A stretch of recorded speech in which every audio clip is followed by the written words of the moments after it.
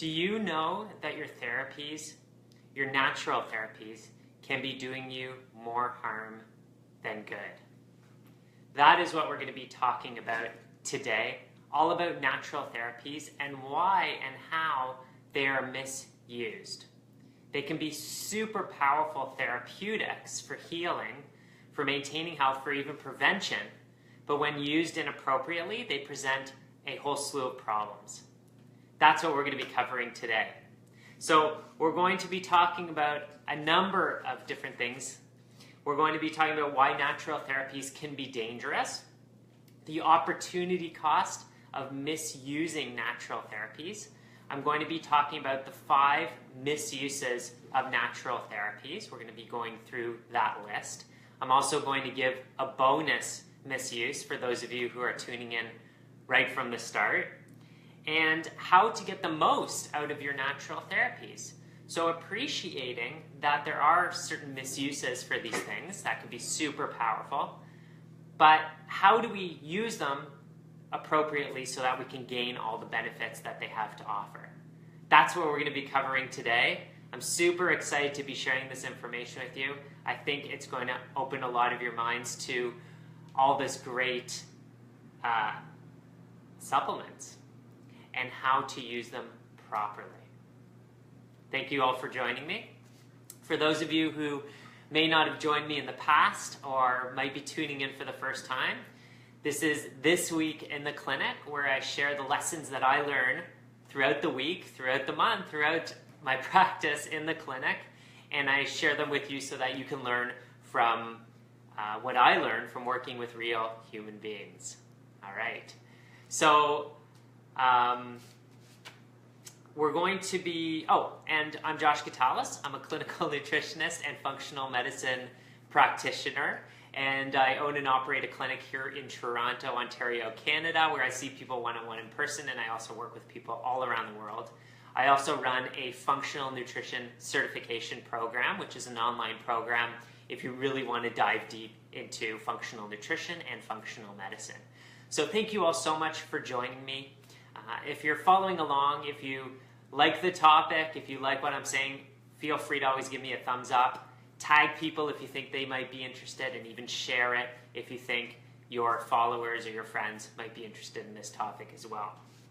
So first I want to give you a bonus tip, and then I'm going to give you a bonus misuse. But first, the bonus tip.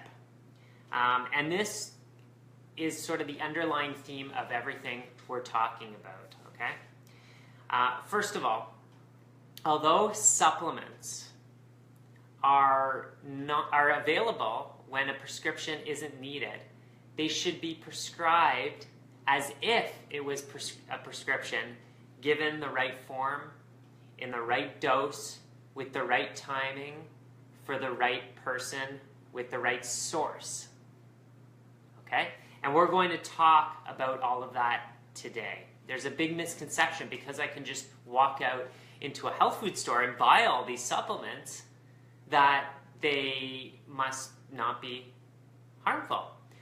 But there's various ways we can misuse these things, and that's one way they can be harmful. But the other way is the opportunity cost. So if I'm using a supplement and it could be doing one thing, but it's not because we're not getting the full potential, there's an opportunity cost there where healing could be happening, but it might not be.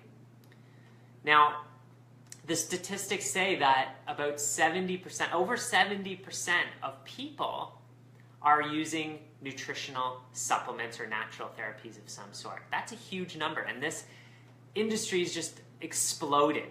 I think Amazon actually has gotten onto this because they just announced they're going to be releasing their own supplement line. So you know when the big websites are starting to get into supplements, that it's a big thing. And they can provide many different benefits, right? But they can also be misused, and that's what we're going to focus on today. So I'm first going to, for all of those of you who are tuning in early, I'm going to give you a bonus misuse, and then we're going to get into the 5 common misuses for supplements. I'm just going to load up my Facebook page here, and questions, comments are definitely welcome. I'm always tuning in here to see what's coming up from you guys.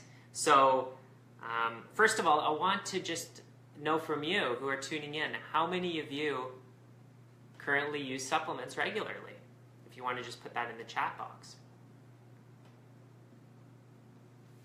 Okay, so how many of you use supplements? That'll be just my first question for today. So let's get into the first bonus misuse, and that one is band-aiding a problem, right? So we know, I think pretty clearly, that with drugs, they often band-aid a certain symptom or a certain underlying issue. So, you know, if I had a headache, it could be, the reason I can have it might be dehydration. The reason I have it might be a food allergy. It might be that I didn't get enough sleep. It could be a tension headache. It could be that I have a certain vitamin deficiency like magnesium or vitamin B2. Those would be underlying causes for that headache. Now, of course, I can go out and get Advil or Tylenol or a painkiller of some sort, but I'm not really getting to the root cause of that headache, right? If it was dehydration, I would need to drink water to avoid getting another headache, getting headaches in the future, or actually treating that specific headache. So we know that that exists in the drug world, that we're masking symptoms a lot of the time. What also happens is in the supplement world, symptoms can be masked, okay? And I'll give you some examples. One example is the use of melatonin. So oftentimes people can't sleep really well. And they go out to the health food store and they say, you know, what do you have for sleep? And one of the top recommendations for sleep is melatonin. Now, melatonin is really important for sleep. When the evening comes, melatonin production starts to increase. As the light leaves our eyeballs, the melatonin starts to increase. It peaks at about 2 a.m., and then it decreases, and then in the morning, cortisol shoots up, and melatonin goes down. Melatonin has a lot of great benefits. It helps us sleep as one of them, which is what we're talking about. And some people find it very helpful, which is great. And it's a good thing to do in the meantime, but there's an underlying issue as to why you're not making enough melatonin. One reason could be you're making too much cortisol, you're too stressed out at nighttime. Another reason could be that you're not consuming enough protein, because melatonin comes from serotonin, comes from 5-HTP, comes from tryptophan, which is an amino acid that comes from proteins. So we have to eat the right foods to get the right nutrients into our body, right? So sometimes I use melatonin in my practice with my clients, but we're always looking for an underlying cause. So that would be one example. This is the bonus misuse of band-aiding a situation. Another one that can be band-aided is constipation. So there's a lot of great natural remedies that can aid with constipation. You can take very high dose probiotics. You can take herbs that have a laxative effect. The problem is, if we're using those remedies to help increase transit time or speed up transit time, you're not really getting to the root cause. And the root cause might be simply not eating enough vegetables, not getting enough fiber. So you're losing the chance of actually fixing that problem properly. Another one that I see quite often is the use of adaptogens. Now, I'm going to talk about adaptogens a few times today, but they're this group of herbs, this family of herbs. I love them myself. I use them with people often, that help us to adapt to stress. They help the body to deal with stressors, whether it's physical, chemical, emotional, electromagnetic, anything. It just helps your body absorb them a lot better, gives you more energy as one of the effects, but you don't crash like you would with a typical stimulant like coffee. So sometimes people's adrenals are super tired. They're tapped out. And what do? They go and they hit up the adaptogens hard, and that gives them extra energy. They're still masking the underlying issue, which is adrenal fatigue. And what's the remedy for that? Rest and sleep and stress processing. Okay? So that's the bonus one. For those of you tuned in early, our bonus misuse today is just masking the problem, band-aiding the situation. Okay, so let's get into misuse number one. The first one is not using enough of a supplement. Okay, so when you look at a bottle, if you go into a health food store and you look at a bottle and you look at the directions of how to take it and how much to take, these are often tightly regulated by government bodies, right? They can't say to take too much. It's just against the law. I rarely ever follow the instructions on a label. Where do I find the dosages? I'll tell you that in a moment. But let's just look at an example, vitamin C. Does anyone out there know what the RDA, the recommended dietary allowance of vitamin C is? Chime in the comment box if you know what the RDA of vitamin C is. Anyone? RDA? What does the government say we should have every day of vitamin C? So for the average person, 30 to 50 years old, let's use a male, just an example, they're going to recommend about 90 milligrams of vitamin C. Not enough, not nearly enough, and I'll show you why in a moment. But this vitamin C actually has 1,000 milligrams in each capsule. So this is already exceeding the recommended dietary allowance by at least 1,000%, 10 times, right? It's way above. And this label says, in terms of dosage, take 1 capsule daily. So that's 1,000 milligrams daily. Now, we know that vitamin C has some tremendous therapeutic effects if used in much higher dosages, for example. So there was a fantastic article published in Medical Hypothesis in 1981, if you would believe it, looking at how much vitamin C people need. Now, our body will stop absorbing vitamin C when it has enough, and it'll stop absorbing it, and then we will have loose bowels. It's called a vitamin C flush if we've exceeded what we need. So you can take vitamin C up to what's called bowel tolerance. Okay, so you keep on taking more and more and more, say every half hour, every hour, until you have a loose stool. And in this article published in Medical Hypothesis, they found that the sicker you were, the more vitamin C you can absorb. So they found that the average person required about 4 to 12 or 4 to 15 grams of vitamin C per day. This is actually in line with some of the work by Linus Pauling, who won 2 Nobel Prizes, did a lot of research on vitamin C. He found that the average person needs about 9 grams of vitamin C. And then all the way up to people who have mononucleosis, which could be a viral infection from the Epstein-Barr virus, might require up to 200 grams of vitamin C. And so, people require much higher levels. This is huge. So think about that. 200 grams, there's 250 capsules in here. That's 200 of these capsules. That's a huge dose. And that's what it takes for it to actually have an antiviral effect in these individuals. So some people just don't use enough, okay? That's misuse number 1, using vitamin C as an example. Another example is, there's other nutrients called accessory nutrients that aren't necessarily vitamins or minerals. Even some of them we make in the body, like coenzyme Q10. Coenzyme Q10, this one has 100 milligrams, and they recommend taking 1 to 3 times a day. Now, it's really going to vary depending on what we're actually using that supplement for. So, maybe for general health, 1 to 3 is good, but there's research that shows if we want to prevent the progression of Parkinson's disease, we need to take 400 milligrams 3 times a day. So I told you earlier, I'd tell you where I get this information, and I get it from the research, from the studies, from the journals, from the books, from textbooks, and sometimes from clinical experience, like what I spoke about regarding vitamin C and bowel tolerance. So that's misuse number 1. Not enough. And I think that's a very common issue that people run into because people just don't know the appropriate dosages for that. Now, on the flip side, misuse number 2 is actually too much. Okay? So I just told you that you can have not enough of a supplement, but you can also have too much of a supplement. And an example of that is selenium. So selenium typically comes, in 100 or 200 micrograms in a multivitamin. But the maximum dose you ever want to take in a day is about 1,000 micrograms.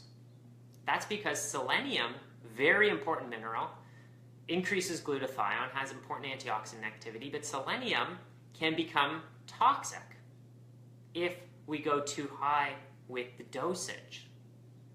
So we don't want to exceed that 1,000 micrograms per day, but if we're much lower within a therapeutic range that's not dangerous, it's going to be highly beneficial. And that's another problem that people run into, is they're taking too much of a supplement because maybe they think more is better, which most of us typically do. They saw that selenium was really good somewhere, so they're like, oh, I'm going to take a huge amount of it because I know it's really fantastic. I know it has anti-cancer activity. I know it increases glutathione. So I'm just going to go hard on it. But that's a very dangerous strategy as well. Another place where a lot of people will misuse supplements and take too much is with fish oils. Yeah, fish oils. So much information, great information, has come out on fish oils, right? DHA and EPA, with many different benefits. Anti-inflammatory benefits, supports the nervous system. Higher dosages are associated with lower rates of autoimmune disease. They can help bring down inflammation in the joints. They can do so many different things. So people go out and they consume fish oils day in and day out, year after year. But the body is a balance of different chemicals. It's a chemical soup, and everything needs to be in balance. And the fats in fish oils are omega-3s. Now, the other essential fats we need are omega-6s. Those are the two essential fats. And if we do too much of the omega-3s over a long period of time, we can create an imbalance. We can create a relative imbalance. Too many omega-3s, not enough omega-6s. So there comes a point where, say you were deficient in the omega-3s, you want to increase the omega-3s, but you get to a point where you want to put them back into balance so you have good omega-6s and good omega-3s. In our clinic, we do a very simple, not that expensive blood test that tells us where an individual's fatty acids are. And sometimes we see with people who've been taking fish oil for a long time, they have way too many omega-3s and not enough omega-6s, and that can create other problems with inflammation that is a bit beyond our discussion today. So we don't want to overdo supplements.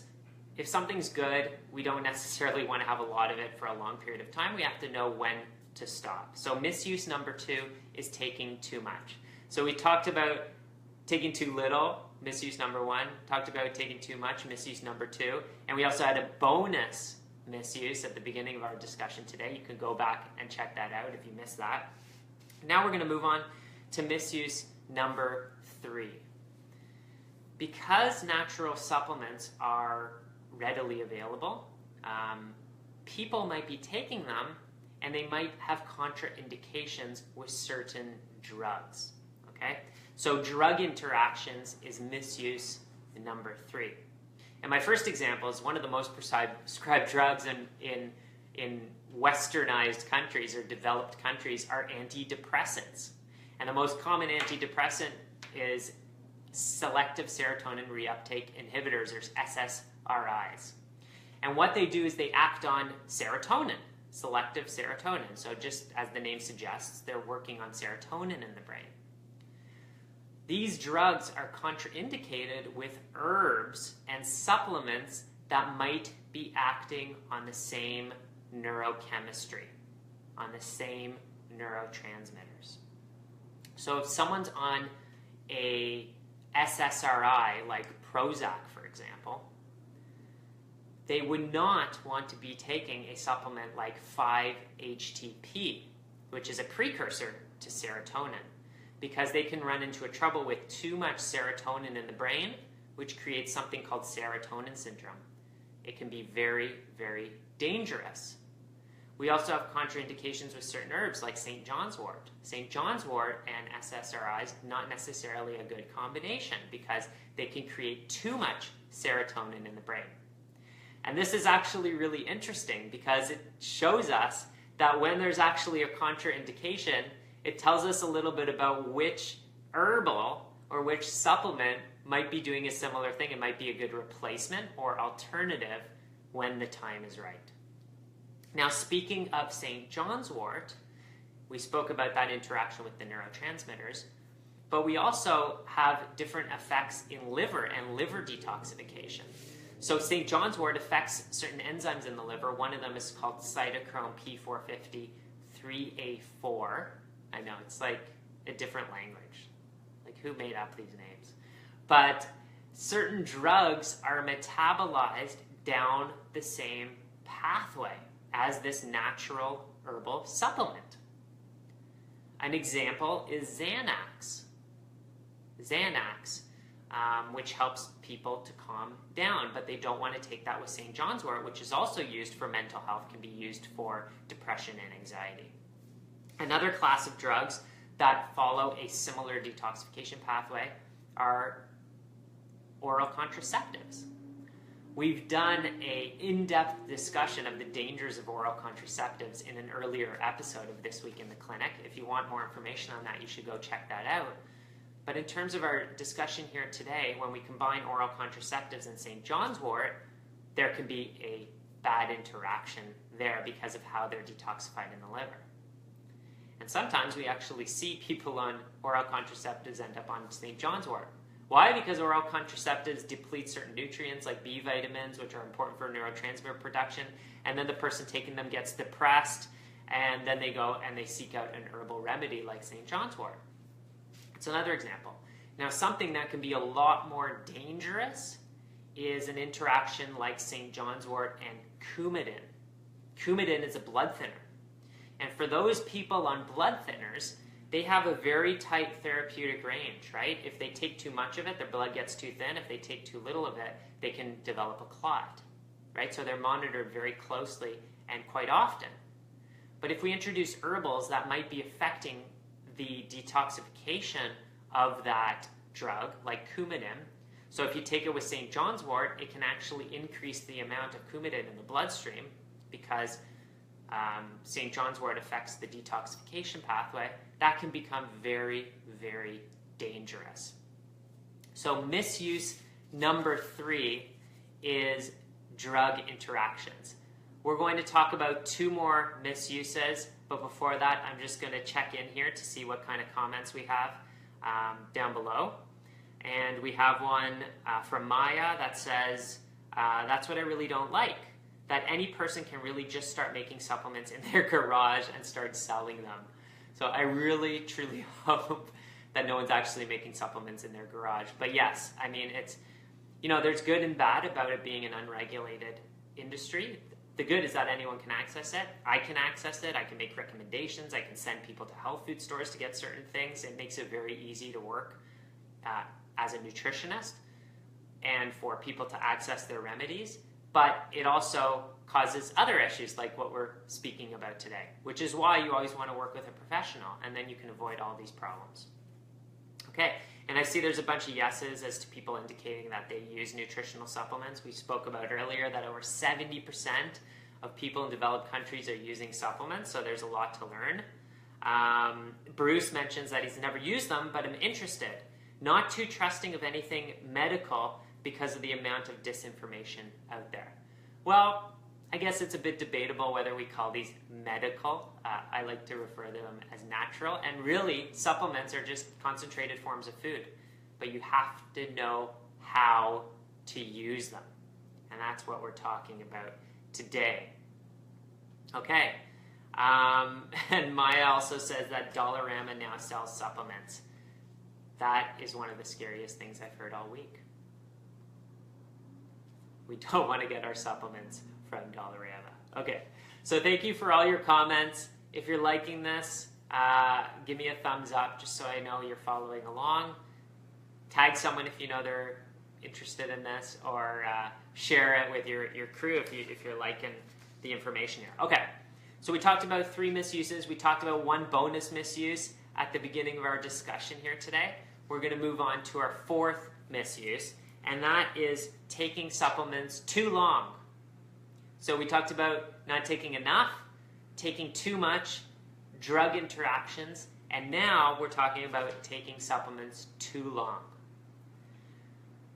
When I'm working with a client, I don't want them taking supplements for the rest of their life, maybe with one or two exceptions. I want to put them on the supplement to bring balance back into their body, and then wean them off that supplement and eventually come off that supplement. They are not really meant to be there forever. That's why they're called supplements. And what are they supplementing? They're supplementing your diet and your lifestyle. But of course, people can run into deficiency situations, and thus the supplement greatly speeds up the repletion of that nutrient. There comes a point, though, where we need to discontinue that supplement. And again, if someone inexperienced is supplementing themselves, they might not realize this. One example is a mineral that we use quite often with people for blood sugar control called chromium. A lot of people who are on that blood sugar roller coaster or get hypoglycemia or might even be diabetic typically have low levels of chromium. Chromium helps with blood sugar control. What we do is we give a therapeutic dose of that chromium for a period of time, maybe 2, 3, 4 months, sometimes up to 6 months, and then we decrease that. Why? Because chromium can actually go again to toxic levels. And we have to know when to dial back on that supplement so that that person doesn't become out of balance the other way. We can have excesses of these nutrients, we can have deficiencies. The fat-soluble vitamins are also a great example. Vitamin A and vitamin D, for example, get stored in the liver. We can actually increase our levels so that we can tap into that as time goes on. So if we're doing high-dose vitamin A and vitamin D, which I do with some people, we don't want to do that forever. We want to reduce the dose down to more of a maintenance dose or have them come off completely and allow food to take on that role. So the fourth misuse is too long. Another example of taking something too long are herbs. I spoke about adaptogens earlier in our discussion here today. And adaptogens help us adapt to stress. But you can actually adapt to an adaptogen if you take it too long. So I always like people to go on herbal holidays, take a little bit of time off their herbs, and also reevaluate whether that herb is still necessary. So adaptogens, we want to maybe cycle through some different ones. We want to take a break from it. We want to make sure that we're not taking them long-term, over months or even years, without stopping them, okay? So sometimes people take them too long. This is misuse number 4. And finally, misuse number 5 is that the supplement is just purely ineffective. So why do supplements not work for people sometimes? Because they just don't work, One of the common reasons is because the quality is just terrible. So Maya just mentioned here in the comment box that Dollarama is now selling supplements. And I said that's scary. Why? Because the quality is probably super, super, super low. I wrote a blog a number of years ago on the #1 recommended doctor's multivitamin. Okay, does anyone know what that is? The #1 doctor recommended multivitamin? Any guesses? It's Centrum. And if you go through the ingredients in Centrum, you see that they're of the worst quality. I've had people tell me that they found Centrum tablets in their stool. Okay? They are barely even digestible. So you can go check out my blog on that. If you just Google Josh Gitalis Centrum, it'll pop right up as one of the first hits. And I explain why all supplements are not created equal. Often people come to me, they're on a number of supplements, they're getting them from Shoppers, Drug Mart, whatever drugstore, Costco, and these are of the lowest quality. So they might not even be working. Calcium is an example. A lot of people, between like 40 and 70 are on some sort of calcium supplement. Most of the cheap ones are made with calcium carbonate. About 30 to 80% of calcium carbonate is just going to go right through your body. It's poorly absorbed, so you're just going to have expensive pee and poo. It's useless supplements. There's a much higher quality bone supplement called microcrystalline hydroxyapatite, which is ground up bone. It's a natural form of calcium. And this is more expensive. And this is also going to be absorbed into your body and actually utilized by your body instead of pooed or peed out. Okay? So we don't want to make expensive poo or pee. So at this point, if you guys have any questions, I'd be happy to answer them if they're relevant to our discussion today. We spoke about 5 misuses. 1 is taking supplements for, not taking enough of it, not a high enough dosage. 2 is taking too much. 3 was taking supplements with drugs, so drug interaction is very important. 4 was taking a supplement too long. And 5 was just ineffective, choosing the wrong one. And we spoke about a bonus reason, a bonus misuse at the beginning, so you can go back and check out that bonus use. So I'm just going to check in here to see if there's any comments here. Maya says, when I took it way back, because my doctor recommended it to me, it made me so ill, stomach was a mess. I presume you're referring to Centrum. Yes, and we also have to appreciate that's the #1 doctor recommended multivitamin. That should be a red flag right there. Why? Because doctors are not nutritionists. They get about maximum 40 hours of nutrition education unless they're seeking it out themselves. I don't prescribe drugs. Doctors should not prescribe supplements. Pharmacists should not prescribe supplements, right? If I want to get my car fixed, I don't go to the vacuum cleaner mechanic. I go to the car mechanic because they understand my car, right? So that should be a big red flag for most people, but it's not. People see doctor, they're like, oh, this must be good, and they go and get that. But there's tons of problems associated with Centrum. Again, you can check out my blog if you want more information.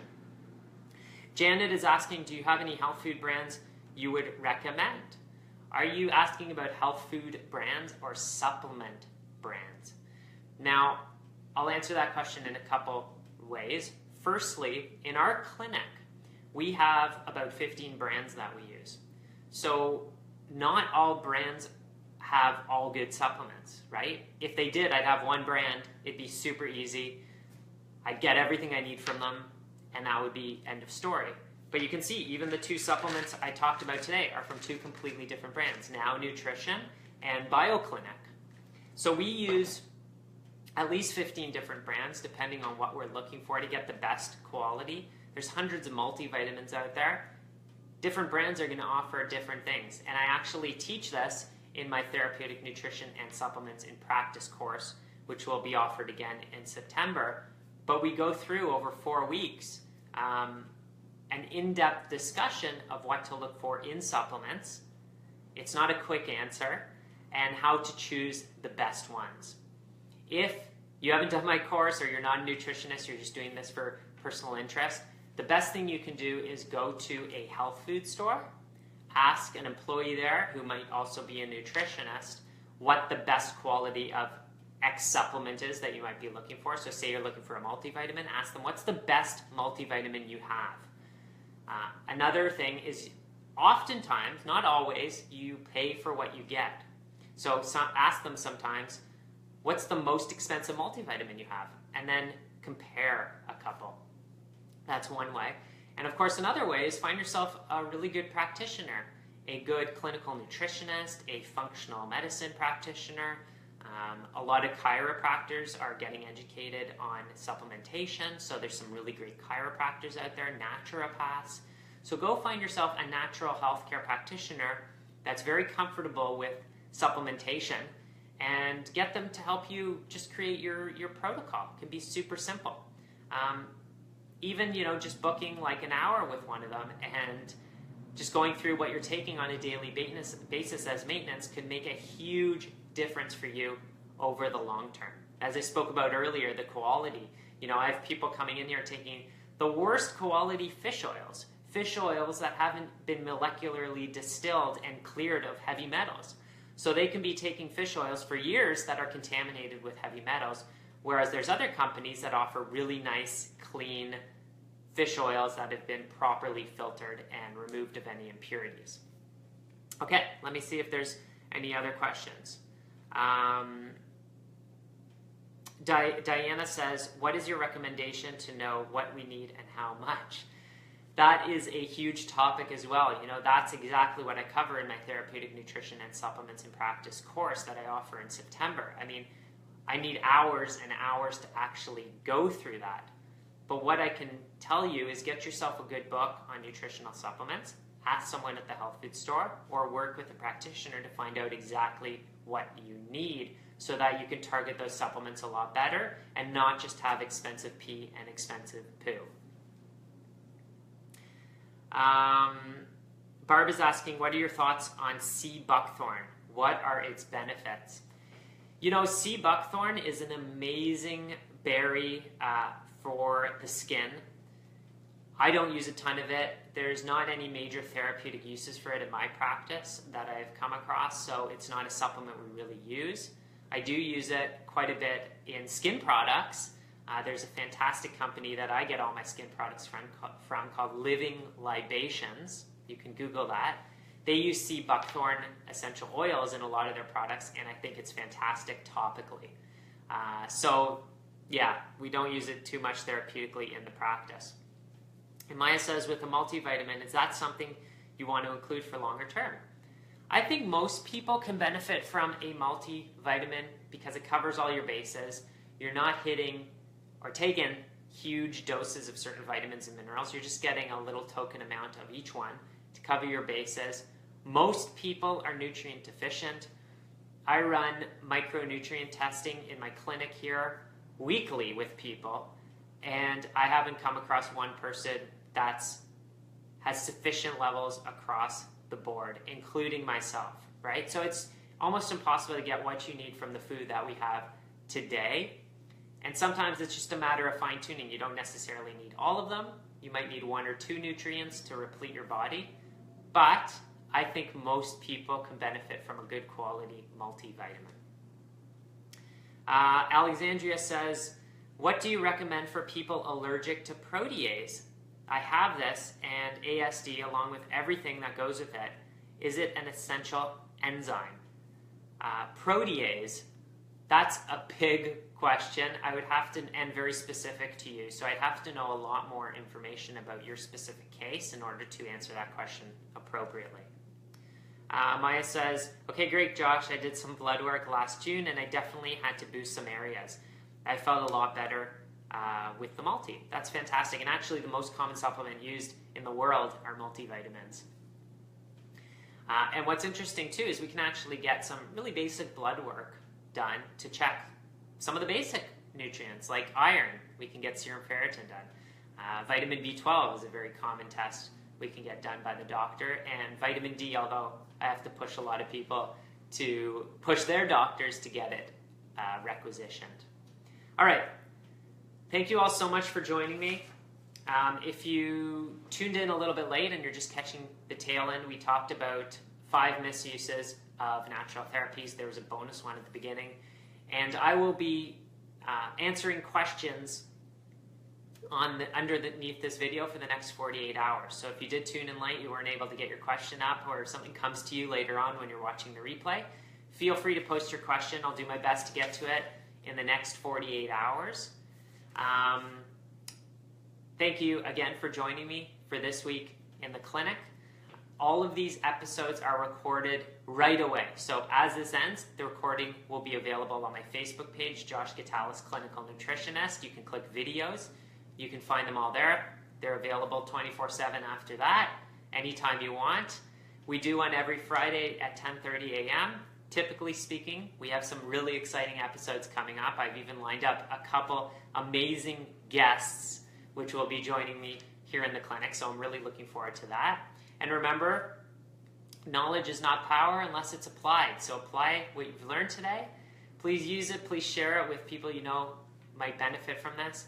And the best way to get started is to get started. Thank you all so much. Have a fantastic day and be healthy. Take care.